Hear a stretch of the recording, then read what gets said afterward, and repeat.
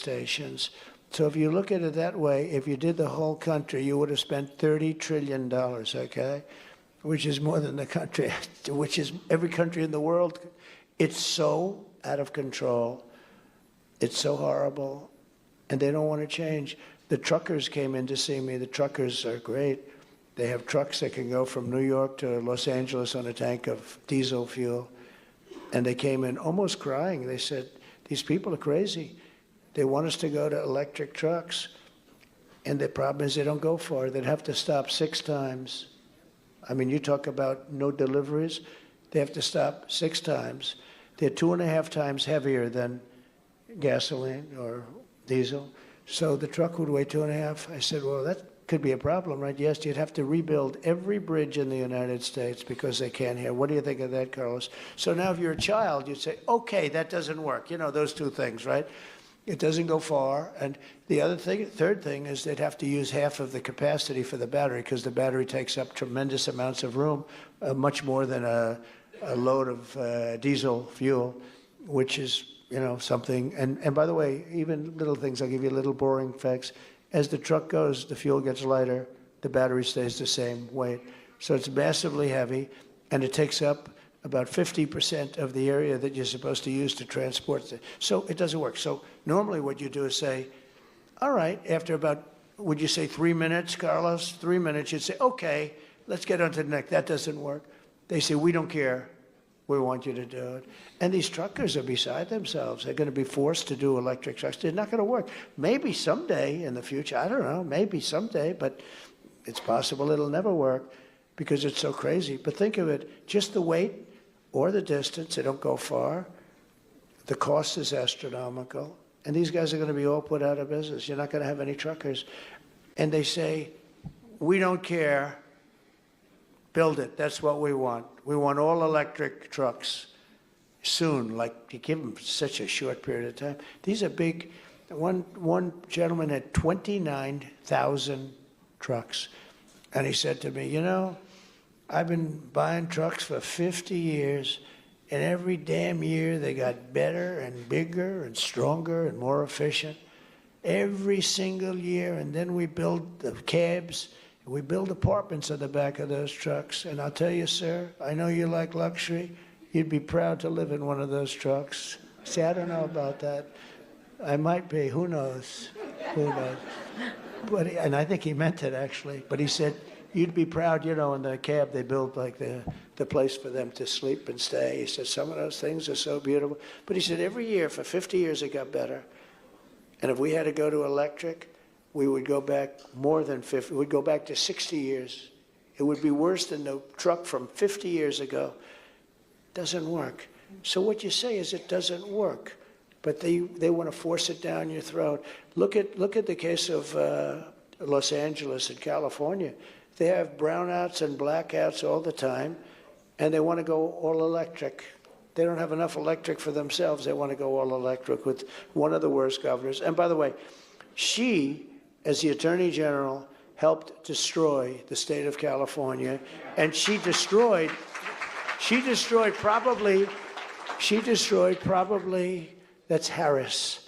She destroyed probably the best, maybe the best city in the world. I mean, San Francisco was one of the greatest cities. A friend of mine, Bob Tisch, used to say that's the best city that he's ever been. He was in many cities, the great Bob Tisch. And he said San Francisco was the best city in the United States. And now it's horrible. You know, I own property there, and it's very costly every time I do this. But I don't care because this is a much higher calling. I hurt the value of my property tremendously when I say this, but it's almost unlivable now with the crime and all of the things that are happening. And the only thing I would disagree with you on is that the economy is very important. I actually think that the biggest thing is the border because the border is destroying our country. It's really destroying. I think the economy is bad. But I think and it's made really bad by the horrible inflation that was caused. The inflation is really the biggest problem. But I really believe that even the inflation, and that's a country destroyer, it's a country buster, they call it, inflation. But I really think that the biggest problem this country has is what they've allowed to happen to us on the border. Right. They've allowed our country to be destroyed. They're allowing thousands of murderers and drug dealers and terrorists and people from mental institutions. They're emptying out their jails into our country. They're emptying out their jails. And by the way, their crime rates all over the world are going down. They have many people now coming from the Congo in Africa. It's not just, you think about South America, they're emptying out their jails in the Congo. And they're delivering them to the border, and they're saying, congratulations, here's America. And we have 21 million people at least over the last little while. And if they got in, they're going to have open borders 100%, just like they tried to trick everybody. They said they tried to tighten it up a little bit just to make, because they have an election coming up. It didn't work much, but they forgot to tell you that they continue to fly big, beautiful Boeing jets right over the border with hundreds of thousands of illegal migrants landing in the Midwest and other places. They forgot to stop those planes coming in.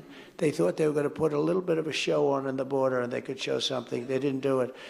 I think it's the single biggest problem because our country is loaded up right now with murderers and with people and seriously ill people from mental institutions, and those mental institutions are empty, and those jails are becoming empty, and countries are down 60, 70, and 80% in crime, and we're going through the roof with crime. When she said, no, the migrants don't commit crime. These migrants are, the criminals that they're allowing in are tougher than any criminal there is. The only good thing about it is they make our criminals look like nice people.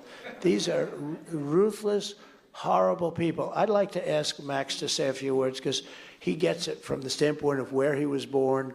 He grew up in a system, and I've seen him speak very beautifully on this subject of what's happening to our country. Max? Well, thank you, Mr. President, for being here. Last time you asked me to talk, I took everybody else's time and you told me to shut up, so I'm going to make it very brief. Yeah. Okay, I just want to start by saying, drill, baby, drill, because that is your motto. I am extremely confident, without a doubt, that the first day that we elect Mr. Donald J. Trump, our next president, the first day in office, I guarantee you he'll solve half of the problems that we have. The most important. Sure. Most important. On November 5th, the election is not about you and us. It's about freedom and oppression. And this is the only man that I know that can handle that. This is the only man that has survived, for the grace of God, things that we can never imagine. And he gets up and he says, fight, fight, fight. I happen to be honored today.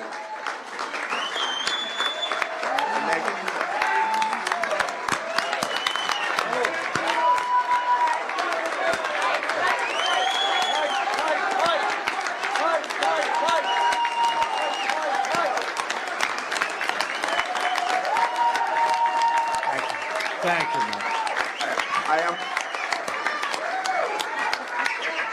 I am honored today by being surrounded by representatives of God on earth, and we have to pray. Yes. And I always would say, pray, pray, pray, but fight, fight, fight, because that's exactly what we need to do. Praying itself is not going to do it. We need to pray and fight. Now, talking about the economy, this is very simple. You made us energy independent in just a flick of a finger. That's right. You can do it again. Now here's the problem. We have people running our country who are totally economic illiterate. These people have never had a job. These people have never run a business. These people have never signed the front of a check. Mr. Donald Trump has done all of that, and he runs this country like a business, because after all, it's a business. You cannot keep printing money that you don't have to help people who hate you instead of taking care of your own neighbors here in America. That's why he will make America great again. And when he makes America great again, he will make the whole world great again.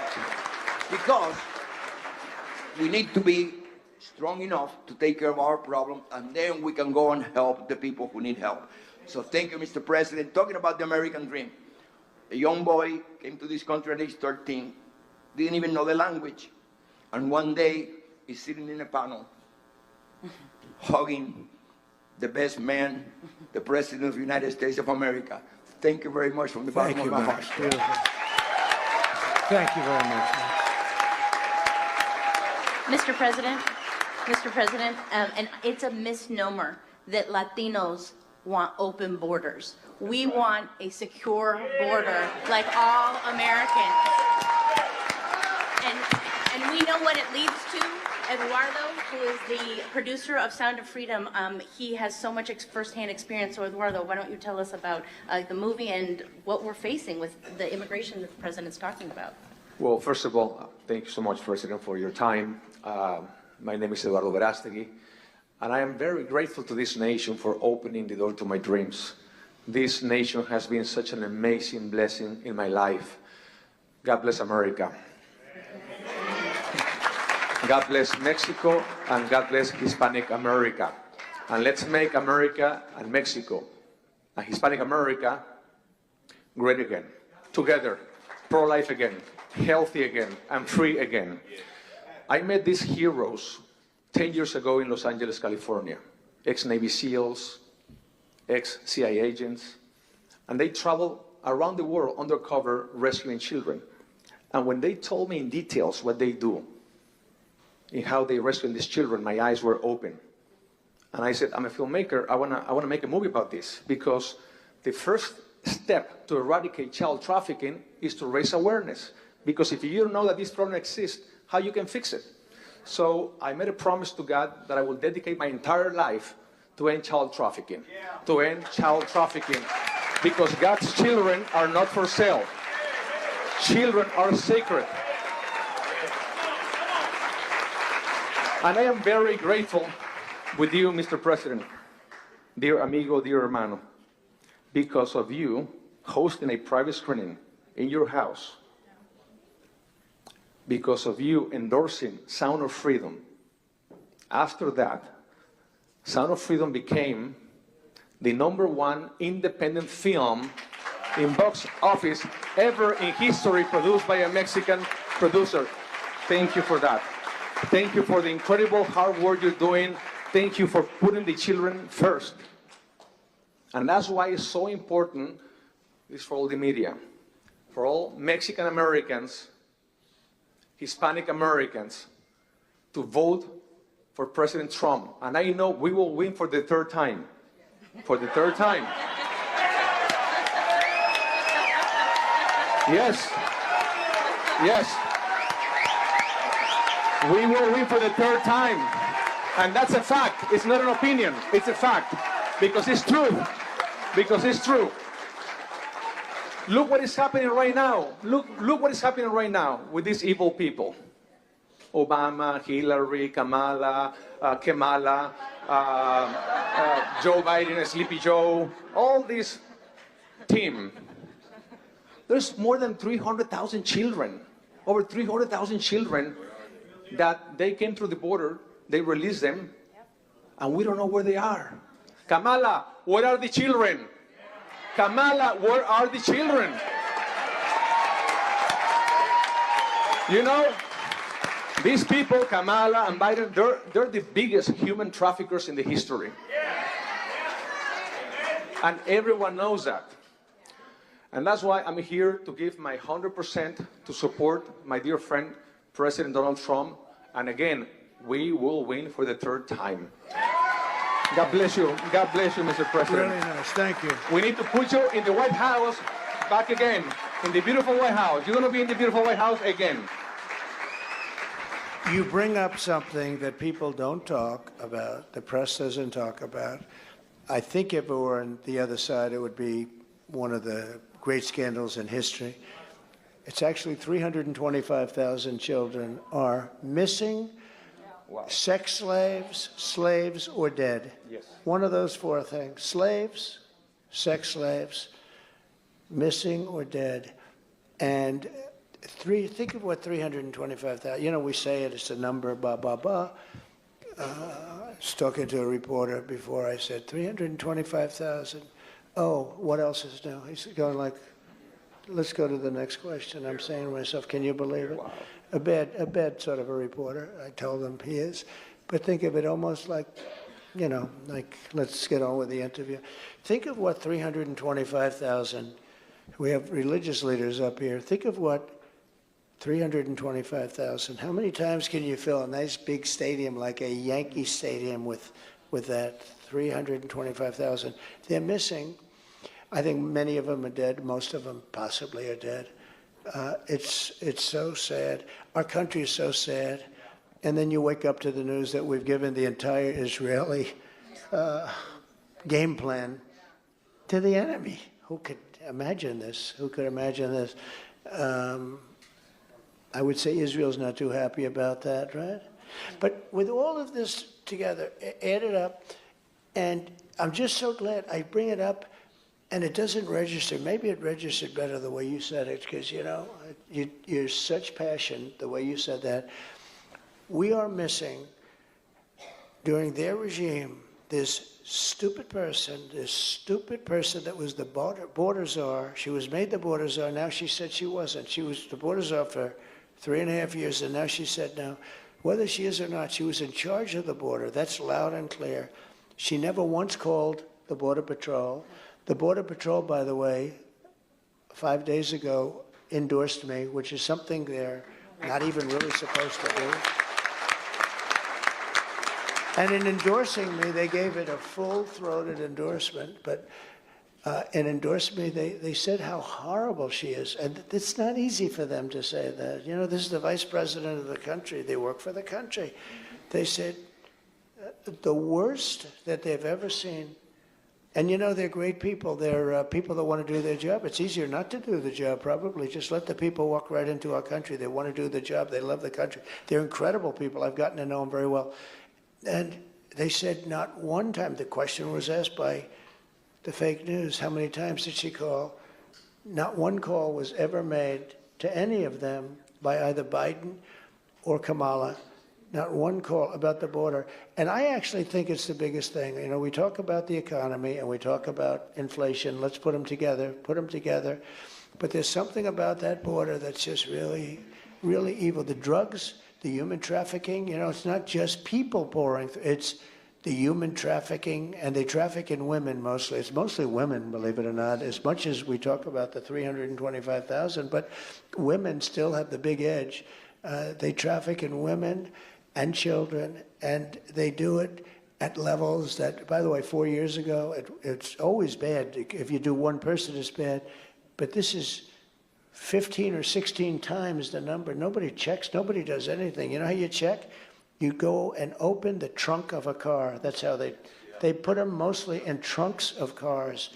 How would you like to be a woman, a little girl, a little boy, in the trunk of a car? That's how they find them. A lot of times they're dead because of the heat. They drive through. By the time they get to the destination, they open the trunk and they're dead.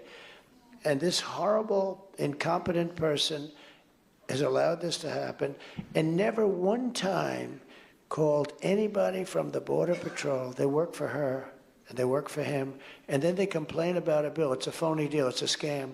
There's no bill. I never had a bill. All you have to do as president, wake him up and say, Joe, we need you to say close the border. That's what I did. That's right. I just said we're closing the border. He keeps talking about, they keep bringing up a phony bill. The bill was horrible. 2 million people are allowed in. It was a horrible bill, stupid bill, but has nothing to do. As president, you have it's called extreme power. You have extreme power. You can, just by the fact you say, close the border, and the border is closed. That's it. Very, very simple. You don't need all of this nonsense that they talk about. But the truth is, for some reason, and I can't figure it out, for some reason they want open borders. Nobody's been able to tell me why. I don't think they can tell you why. They just want open borders. So we have to win the election. I'm so glad you brought up, you said 300, but the number's actually 325. I'll give you a number that's really bad too. So the Border Patrol, because they've had it, they've never done this before, they released a list of criminals in our country. and they really are tremendously good if you let them do the job like I let them do the job. We have 13,099, exactly, 13,000 during their term. They tried to say, oh, this is over 40 years. No, this is during their 3.5 year that they've been there. 13,099 murderers. These are murderers. These are people that were in prison, and they're murderers. Some are up for the death penalty, but some killed far more than one person. 13,099, it's the exact number. Every one of them has been released into the United States of America. Then you have the drug lords and the drug dealers. There are thousands of them. Then you have the traffickers, the human traffickers. These are people that largely were in jail, caught. Then you have the gang members. These are people that weren't in jail, but they ruled the cities. They ruled the cities, the gangs, they ruled them. You don't have them, Christian Durrell, for the most part. If you did, you'd do something about it very quickly. We're lucky. But these are gang members that are so violent. And you see it's happening in Aurora, in Colorado, where you have a governor who's a radical left governor who's petrified of the whole situation. And they have military-style weapons. They have weapons that are of military quality. Somebody said it might be a step up. It's called a Supreme, a military Supreme. They have weapons, and they're taking over apartment complexes and everything. These gangs come from Venezuela largely. What's happening to our country it's so crazy. Nobody would think it. I mean, you sit here and you're just amazed. As you speak, you get angrier and angrier because it's so simple and it's so obvious, and everyone knows it's true, and nobody does anything about it. All they think about is transgender operations. All they think about is we want men to play in women's sports. You know, I've never met a person, because I'm a sports guy, I've never met a person that came up to me and they say, we want men to play in women's sports. Somehow they're pushing it. Has anyone here ever met? I've been doing this a long time, and I've been talking about this for a while, because I'm ending it on day one. I'm ending it on day one. And we, despite a whole web of things, we wouldn't accept it, but we're going to just end it. But has anyone ever had anyone, I mean, you have all these great politicians up here. Carlos, has anyone come up to you and say, we insist on having men play in women's sports? I saw a volleyball match this weekend where a man who transitioned, this is the way, I'm very politically correct now because, you know, you lose in politics if you say slightly off. A man who transitioned into, congratulations, a woman, hit a ball. He was like 4 feet up in the air. He smashed a ball so hard that these young ladies that were all top players, they said, we've never seen anything. They hit her on the head. And, you know, people have been very badly hurt in that sport and in other sports. Swimming, the records, it's ridiculous. The records are being broken by numbers that nobody's even thought possible. The greatest is weightlifting. You see weightlifting records. Take a look at some of these records where a record that stood for 18 years and they'd put 1/8 of an ounce and 1/8 of an ounce and and you know, these guys are walking in and breaking it. It's so sick that you actually say they hate our country. But think, has anybody approached you and said, we want to really fight hard so that men can play in women's sports? I don't think so. So there's a sickness going on in our country. We have to end the sickness. So we have to start, because she's a radical left. You know, she was one of the leaders, the one I'm running against. You're all running against somebody, but the one I'm running against, she was in favor of defund the police. She was one of the starters of defund. Now, once you have that ideology, even for a week or a day, you shouldn't be president. Because if you want defund the police, even for a day, you shouldn't be president. And she was one of the leaders. So, Mr. President?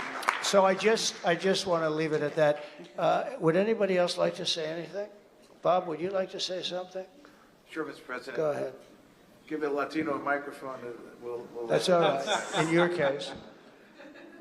Mr. President, I can't believe your courage, your fight, and I know why you're doing this. You're not doing it for anything but because you love this country, you love us, and we love you. And there's a big day coming up, November 5th. it's existential for this country. Yeah. And there's a day about 30 days later, 20 some days later, which is Thanksgiving. And I'm looking for the day where we can sit around the table and thank God that President Trump is the 47th President of the United States and going to bring this country back.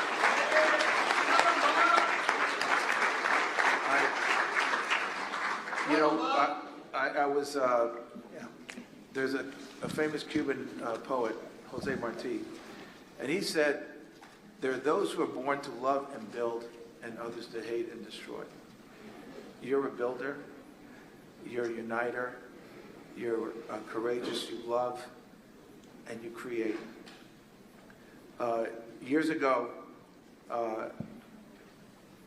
Elian Gonzalez, his mother, Elizabeth, brought him to these shores at 6 years old.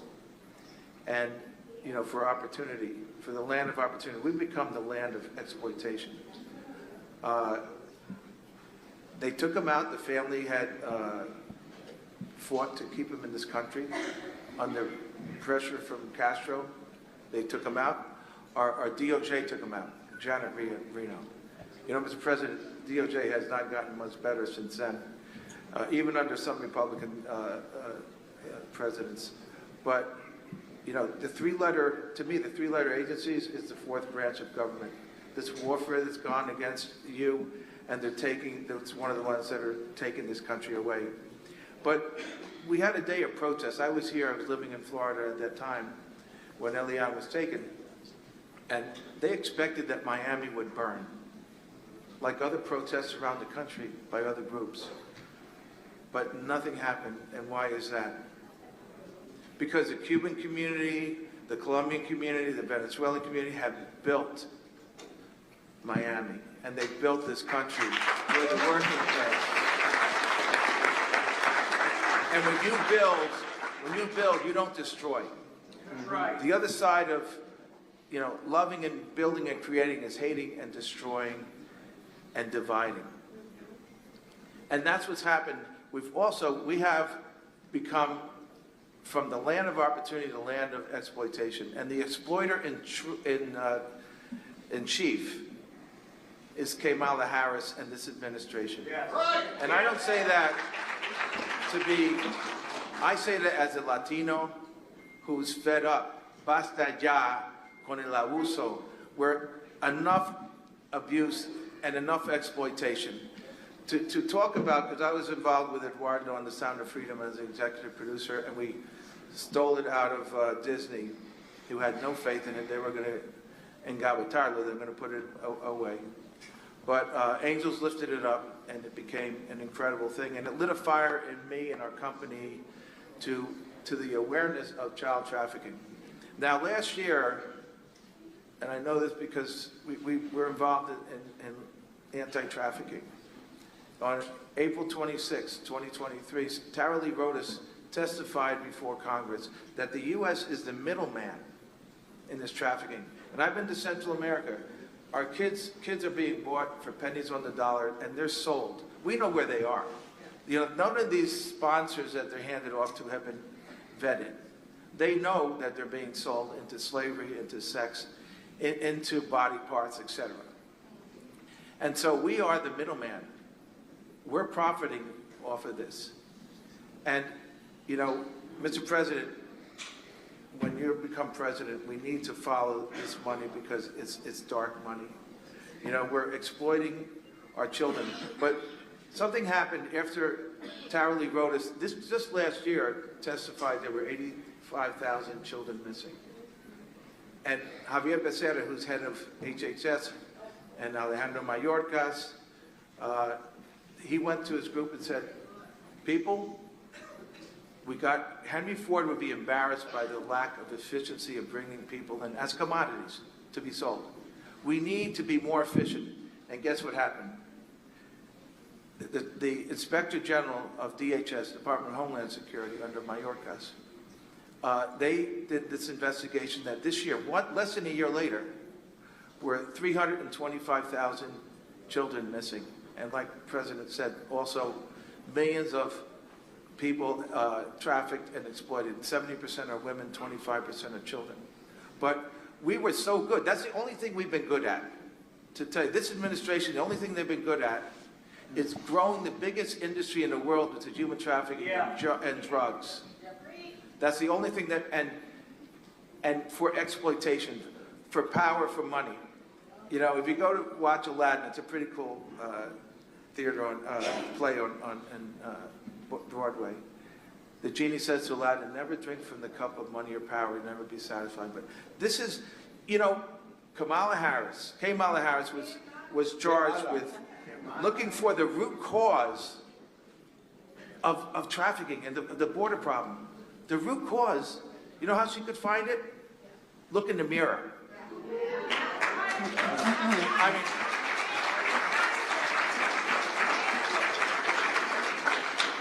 if O.J. Simpson was alive, he'd still be looking for the killer of his wife. But, you know, this is the root cause. The root cause is greed and power. And we have a president who loves us, cares for us. So, to me, that gives me great hope for the future of this country. That we have a president, a courageous president who has God's hand on him, who turned his head at 6:11 in the afternoon on July 13th. God's hand is on this man because he's chosen to bring us back to greatness. Thank you, Bob.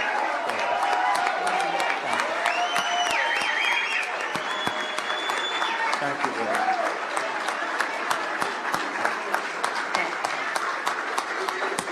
Mr. President, the other issue for Latinos is our faith, and you are the champion of people of faith.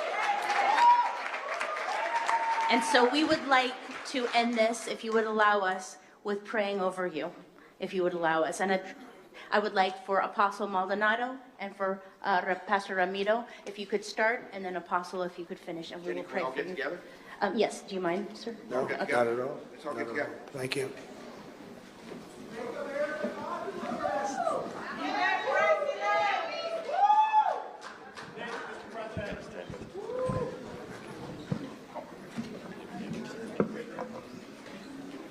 Into the mic. Thank you, sir. Let's all pray together.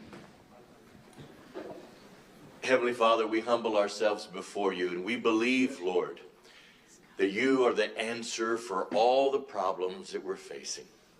That we can put our hope in you through Jesus. Yes, Lord. And have hope again. Our faith can be built up again. That you can return to us the joy that is only from you. However, today, Lord, we lift up the man that we believe you've put your hand upon to help restore America and bring America back to the place that honors you. To a place where we will not be kicked out for saying Christ the King or Jesus is Lord. Lord, we want all faiths to be respected. All faiths. And we thank you that this is a man that does, in fact, respect all people of faith. So we ask. I don't know, but it's going to be close. I mean, she's sleeping right now. She couldn't go on the trail. You know, you'd think when you have 14 days left, you wouldn't be sleeping. She's not doing anything today. I should take one of that. We've gone 52 days in a row, and I'm going 14 more days, and we're going to have a big victory party, hopefully, and we're going to turn our country around. We're going to make it great again, as I say. We're going to make America great again, but we are joined by a lot of fantastic people, a lot of great political people, and it really is an honor to have you at Doral, especially. This has been a very special place for me. It's been a great success. I want to thank all of the representatives from the Doral area because the mayor and everybody. Where's Christy? Is she around? Let's see. Right here. Christy. Oh, Christy. Christy. Oh, my Christy. Boy, oh, boy. Hi, Christy. Hi, sweetie. You've been so great. We've been so great, and we worked together for a long time, right? Although she's so young, it's not that long. It can't be that long, but it is. 13 years? Wow. Since you bought the resort? That's pretty good, yeah, since I bought it. And you've been great. Thank you very much for everything. And we're going to just say a few words. We're going to talk about what's happening with the election. We'll take some questions from the fake news. And we will get on with it. We have a great panel today, and I appreciate it. We have some real religious leaders. They're the most powerful ones on the panel by far, right? Right, Chrissy? They're the most powerful. And look at that gentleman. That's the biggest church I've ever seen in my life, right? When we need overflow, we use your church, and we get great people in that church, and you are fantastic. So I want to thank all of the people that have been supporting us for so long and so strongly. We're doing very well.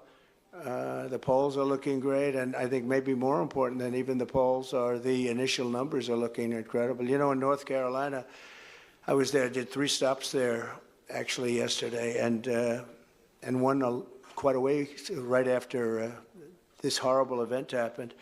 But in North Carolina, we have just an amazing result going on, because we were expected to maybe have 50% of the vote or 30%. Nobody knew what was going to happen. The place was, the people were wiped out. And in some of the worst hit sections, they had more people voting than they had in 2016 or in 2020. Can you believe it? Wow. Nobody expected that. They thought if we got 50%, I mean, you have to see the homes were just absolutely leveled, floated away, many of them. And there was death. There was death. And FEMA's responded not well. The White House has done a very poor job. They should be ashamed of themselves, actually. But the people kicked in. Franklin Graham's been fantastic. And we've raised a lot of money. We've raised a lot of money for the area, a lot of money, over $8 million and we've given out to various people that we know do a good job. I met some people there yesterday that were incredible. A couple of them said the nicest things. I think the nicest, the most beautiful things I've ever had said about me. I thought I heard everything. I've heard everything, good and bad. And they said the most beautiful things. So I just want to thank them. The words were so beautiful. So Doral Mayor Christy Fraga, and thank you very much. Miami Mayor Francis Suarez, wherever Francis is, I just saw him on television. He was on Fox, and he was saying the best things about me. And thank you for everything and the endorsement and all. Thanks a lot, Francis. You're doing a great job, too, both of you. Everybody should have mayors like this. We see some mayors. We see a lot of mayors that aren't quite as good, I will tell you, and some that aren't good at all. The mayor of Hialeah, Esteban Bobo.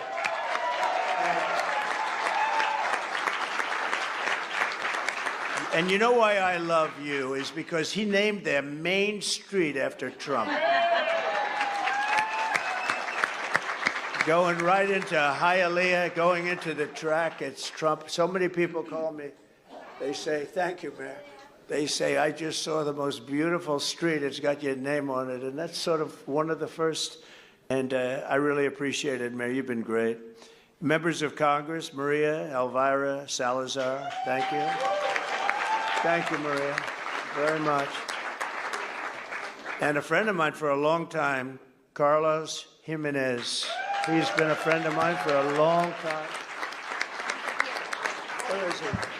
And you were also great today, Carlos. I watched you. You got up and you let him have it. You said how bad she is, how good I am. And I said, that's my Carlos. And she is bad. Look, we don't need bad people. We had 4 years of bad, and we're not going to have 4 more years. The country can't survive it. It is amazing. Think of it. I said, where is she campaigning today? Sir, she's got a day off. You got 14 days left for the presidency, and she's taking a day off.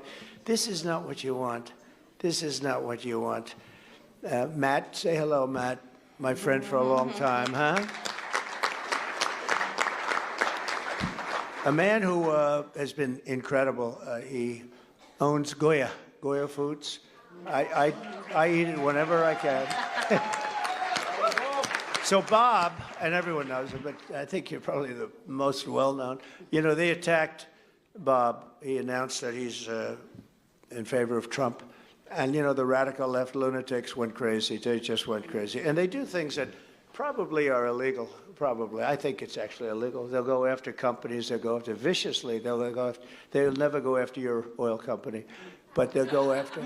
You wouldn't stand for it either. But Bob did something that was amazing. He said, you know, some people fold because they're weak. And they make a mistake in folding. Because once you fold, then they go after you again and again. But Bob did it different with Goya. He was very proud of it. And he went out there and he said, that's right. We love Trump. We love everything that they like our policies, number one. He likes our policies. Then he got to like me. But he went, and everybody thought, oh, this would be bad for his business. And his business doubled and then tripled and then, right? I made him a lot of money because we have tremendous support. And you've been just a great friend for a long time now, right? For a long time. He took some heat at the beginning, but he handled it really incredibly. And whenever I see your food as opposed to some, I eat it. It's actually quite good out of the can. We do actually travel with cans. You know, people don't know that. We do travel with cans. Anyway, I want to thank you very much. Mario Rodriguez. Mario. Thank you.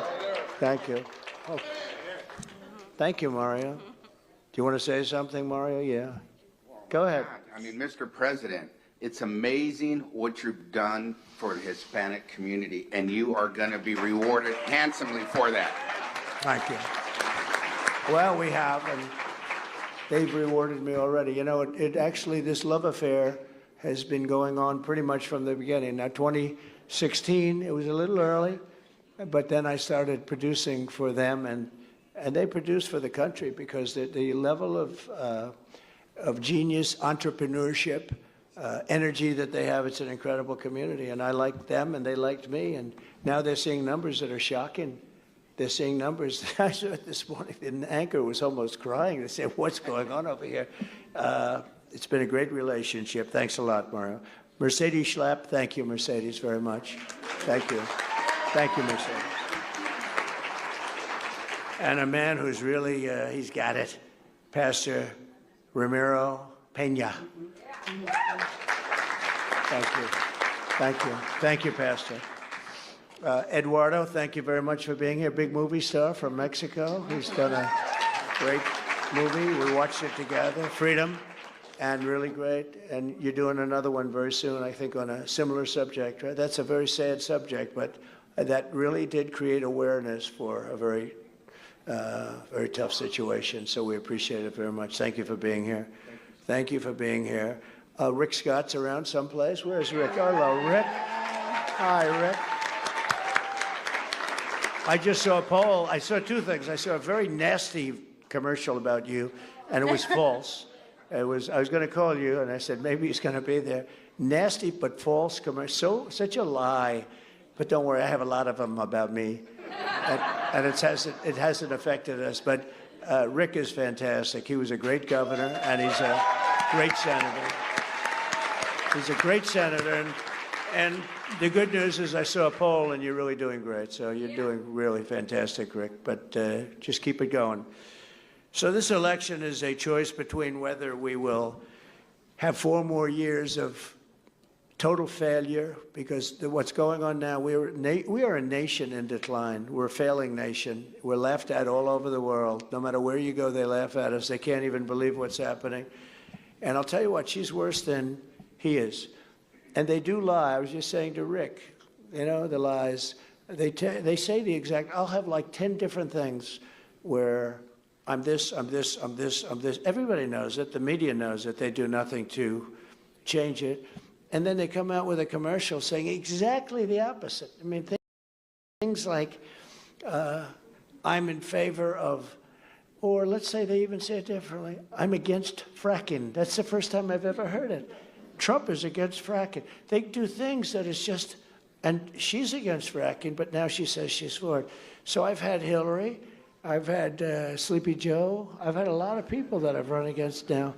And, you know, on a different scale, I work with senators and trying to get them elected. We're doing very well. The Republicans, I think we could end up we could end up, I don't want to use numbers, but we could end up surprisingly good, right, Rick? It could be a number that people would be shocked at if you would have said it even 2 months ago. And I'm helping all of them, every one of them. And we had some great results. We've had some results that are really surprising. But this is the one, this woman is the worst, the lying. It's just unbelievable. Like the IVF, the fertilization. I came out totally in favor of it right from the beginning. She said, I'm against it. Carlos, she goes, he's totally against it. Every single item that having to do with energy, having to do with everything. And then she's got the worst governor in the country, probably the worst. I think she made a horrible mistake. We'll see what happens on November 5th, Let's see what happens. But there's something wrong with him, honestly. There's something wrong. And there's something wrong with her, too. She's slow, low IQ, something. I don't know what the hell it is, but they lie. We don't need another low IQ person. We had one for 4 years. We don't need another one. But I mean, Crooked Hillary lied, but she didn't do it like this. I mean, she wouldn't take things that were so obvious and just say the opposite. They say the exact opposite. And as you know, there are 15 different elements of policy that she changed. She was in favor of sex changes for prisoners at their will, paid for by the government. And now she says, no, I don't think that would be a good idea. She was totally, I mean, when you talk about fracking, she had no fracking under, I mean, we have 25 commercials. Sometimes we put them on simultaneously. She's just, and now all of a sudden, I love fracking. I think it's wonderful. Although today, though, it came out, they had a bad thing come out today. One of her people said she's essentially against fracking. And it's very interesting when that came out. It was sort of a big story. One of her top people said that because that's where they are, Rick. That's where they are. They're against fracking. They're never going to. And they're against anything having to do with what's under the ground. And that's what, Germany just went through it. They almost destroyed themselves. They went into a situation where they were putting windmills all over the place, and the wind wasn't blowing so much. And if they kept that process going, Germany would right now be bust. That's I guess one of the primary reasons that Angela is not there anymore. They tried it. They had solar. They had solar fields that's so big. I mean, I saw a solar field come, and I'm in favor of solar, but it's not the same thing. It's got to fire up these massive plants. It's not going to. But I saw a solar field the other day that looked like it took up half the desert. I'd never saw anything like it. It's all steel and glass and wires, and it looks like hell. And you see rabbits, they get caught in it, and for the environmentalists, it's just terrible. I like, some applications where you have it on a roof or you have it on something, but I'm looking at solar fields that are like miles and miles of just, and what it does to your desert areas or the areas that you're putting, it's just crazy. We have stuff right under the ground. Mm-hmm. Natural gas. We have things that we had the cleanest air that we've ever had during my administration, and yet we also had more jobs, more productivity. We had the best numbers we've ever had. We had the lowest taxes we paid in life. So we're in a race, and we're in a race with some very sick people. They're liars. They just lie. They lie about everything. And I was going to hit her really hard on the trail today, but now I don't have to because she's off.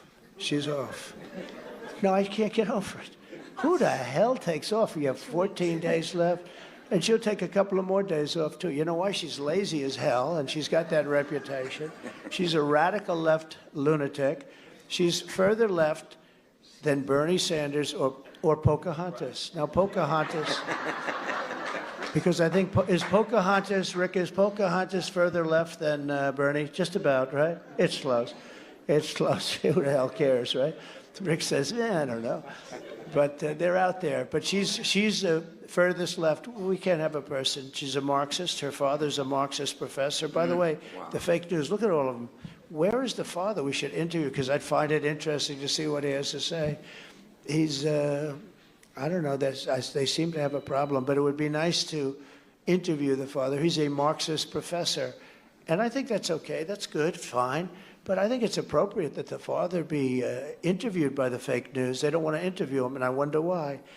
If we had a real press in this country, this wouldn't even be a race. And I'm not sure it is a race anyway. They just came out with the Atlanta Constitution, just came out with a poll that we're 5 up in Georgia. We're up and let's see what happens, because it all doesn't matter, because, you know, bad things happen. Some very, very bad things happened last time. But this time we don't have COVID. And it's going to be a lot harder for them to do bad things. So we're going to see. We have tremendous people. We have a lot of lawyers working. We have lawyers working, numbers of lawyers that nobody's ever seen before, because we're not going to play games, because we're going to lose our country. Our country's failing. We don't know what we're doing. We're laughed at all over the world. President Xi thinks we're stupid. Putin thinks we're stupid. That would have never happened. Putin, if I were president, Putin would have never, ever gone into Ukraine. Now we have a number of dead people that's so much greater than what they say. They knocked down an apartment house that's 2 blocks long. They're big buildings in Ukraine, 2 blocks long and 20 stories high, and they say one person was slightly injured. No, many people were killed when they did that. And these towns and cities all over Ukraine are knocked down. Millions of people. I mean, when you look at the total number of dead from that war, and it would have never happened, should have never happened, there was 0 chance. His energy policy also helped it happen, because he drove energy through the roof, because he doesn't know what the hell he's doing. And if you look at now, Israel, October 7th, that would have never happened. But if Bibi Netanyahu followed the plan of Biden, he didn't want him to do anything. And a bad thing happened today, you probably heard. Now, the press isn't covering it very much, which is just incredible. Possibly our Defense Department or somebody. Anyway, it was leaked, the entire military plan of Israel. The military plan, the plans they have at the high